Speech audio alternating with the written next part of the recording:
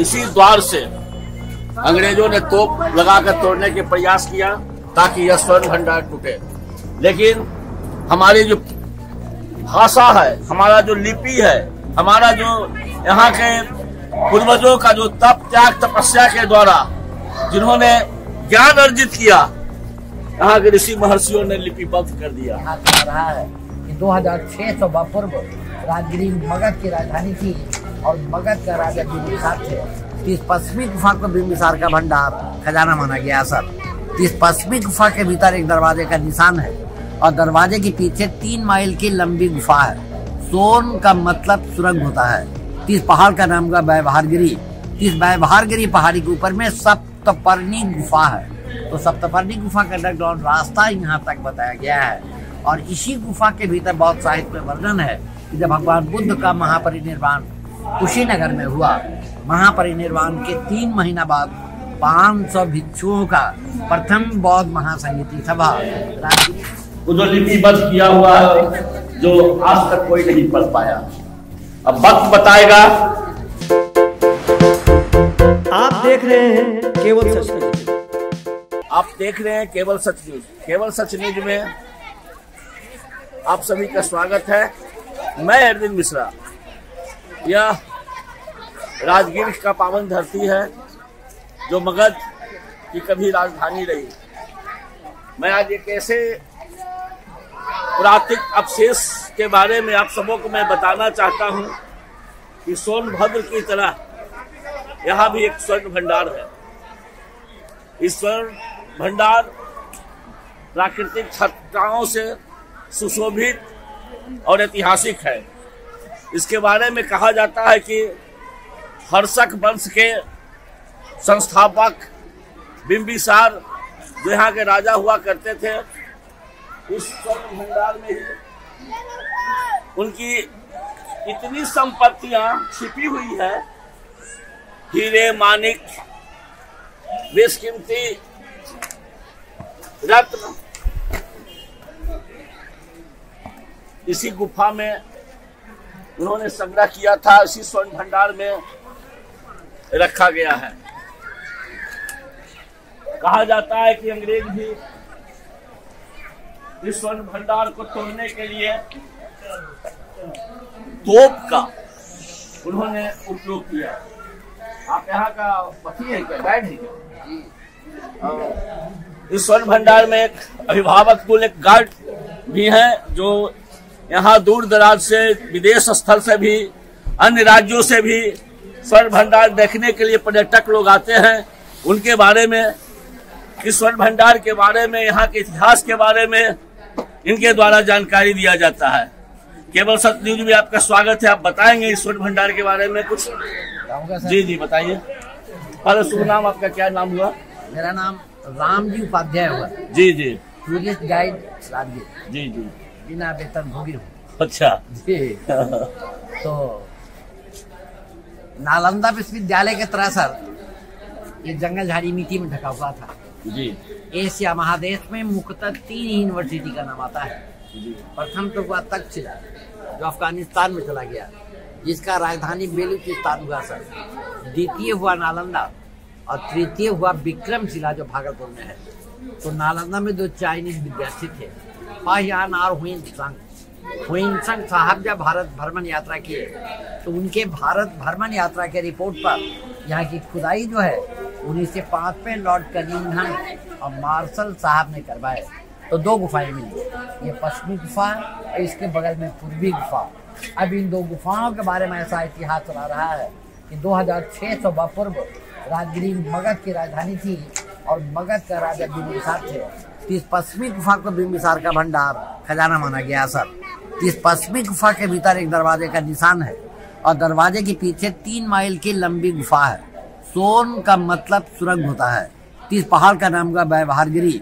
इस व्यवहारगिरी पहाड़ी के ऊपर में सप्तपर्णी गुफा है। तो सप्तपर्णी गुफा का अंडरग्राउंड रास्ता यहाँ तक बताया गया है। और इसी गुफा के भीतर बहुत साहित्य वर्णन है कि जब भगवान बुद्ध का महापरिनिर्वाण कुशीनगर में हुआ, महापरिनिर्वाण के 3 महीना बाद 500 भिक्षुओं का प्रथम बौद्ध महासंगीति सभा राजगिरी सप्तपर्णी गुफा के भीतर हुई। और बौद्धों की 3 धार्मिक पुस्तकें लिखी गई, सुत पिटक, विनय पिटक और अभिधम मतलब त्रिपिटक। उस समय मगध का राजा बिंबिसार थे। तो इतिहास में ऐसा चर्चा है कि राजा बिंबिसार का खजाना छिपा हुआ है। दरवाजा बंद रहने का कारण है कि बिंबिसार का बेटा अजातशत्रु पैसे के लालच में अपने पिता को कैद कर कारागार में बंद कर जब तड़पा कर मरवा डाला। ये कारागार जो है झूले वाली लाइन में है। तो राजा बिंबिसार की पत्नी जो थी कौशल्या, गुस्से में आकर खजाना जैन मुनि गौतम स्वामी को दान कर गई। लेकिन वो तो साधु थे, धन का जरूरत था नहीं। वो अपनी तपस्या के बल पर ऊपर से पत्थर का दरवाजा बंद किए और कई जगह लिपि लिख दिए कि लिपि जो विद्वान पढ़ेंगे, रीड एंड डिकोरेट करेंगे, वो दरवाजा आप पे आप खुल जाएगी।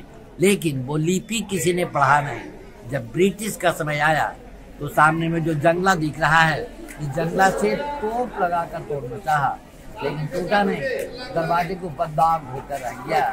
भारत सरकार तोड़ने का कोई कोशिश किया नहीं, क्योंकि पहाड़ के भीतर गंधक लोहा फास्फोरस है, इससे टच होकर गर्म जल निकल रहा है। अगर इसे डायनामाइट से तोड़ा जाए, ब्लास्ट हो जाएगा, ज्वालामुखी फूटेगा, गर्म जल वगैरह बंद होने का उम्मीद है।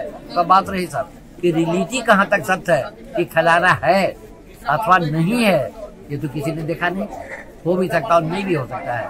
लेकिन आज हमारे क्या फॉरेनर्स वगैरह जो आ रहे हैं, वो तो गर्म जल और इन प्राचीन स्थलों की वजह से आ रहे हैं। तो फॉरेनर्स से भारत सरकार का कोई प्रॉब्लम नहीं है, डॉलर है, इसके बदौलत विदेशों से संपर्क चल रहा है, ये बंद हो जाएगी। इसलिए 1904-5 में लॉर्ड कर्जन साहब जो ब्रिटिश टाइम में गवर्नर थे, वो ऐसा कानून पारित कर दिए कि प्राचीन नस्ल को नष्ट कर सकते हैं। नष्ट करने वाले को 5,000 रुपये जुर्माना और 6 महीना कारागार। बहुत बहुत धन्यवाद। आज हमारा जो देश भारतवर्ष है, यहाँ ऋषि महर्षियों का देश है और ये भगवान बुद्ध का पावन स्थली है।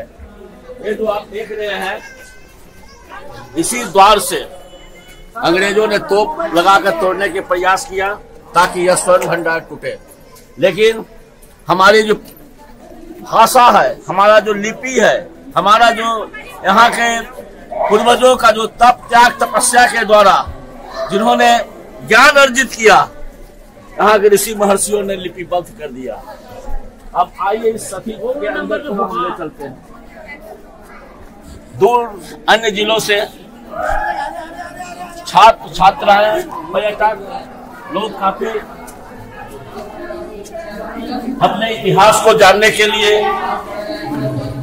इस स्वर्ण भंडार में आते हैं और खोज करते हैं कि यहाँ पे सोना कहाँ छुपा हुआ है। ये स्वर्ण भंडार का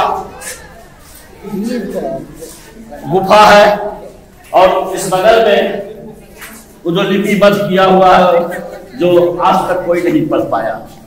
अब वक्त बताएगा कि आने वाले समय में हमारा जो नालंदा का जो एक अस्तित्व रहा, एक ज्ञान की भूमि रही, उसका विकास और ऐसे पर्यटक स्थलों का विकास कितना हो पाएगा, ये तो जानकारी लेंगे आगे इसके बारे में आने वाले वक्त ही बताएगा।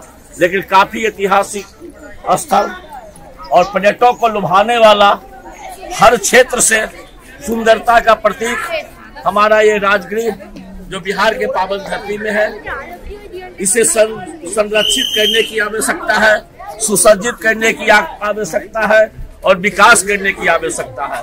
वैसे तो बहुत सारे लोगों ने कहा कि यहाँ पर ठहरने के लिए भी थोड़ी व्यवस्था होना चाहिए, भोजन की भी व्यवस्था होना चाहिए। चलिए, कुछ भी हो, एक ऐतिहासिक धरोहर के रूप में ये हमारा स्वर्ण भंडार है।